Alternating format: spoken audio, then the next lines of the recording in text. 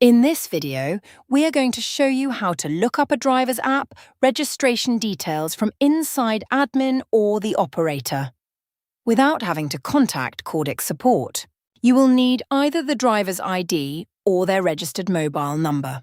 Open admin or the operator program, go to the drivers list, and click the question mark icon next to the drop-down menu to open Driver App Help. Enter the driver's ID or mobile number and click Lookup.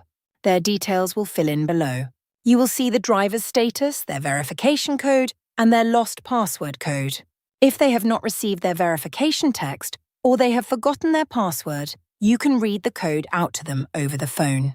These codes only show while the driver still needs them. Once the driver uses a code in the app, it disappears. If a driver has been locked out after too many failed login attempts, you can remove them from the blacklist. If a driver has started registering but is not yet linked to your fleet, they will not appear in the drivers list. You can still find them by entering their phone number.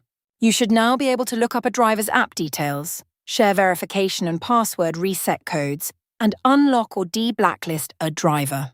If you are still having problems after watching this video, then please call or email support as appropriate to your support contract.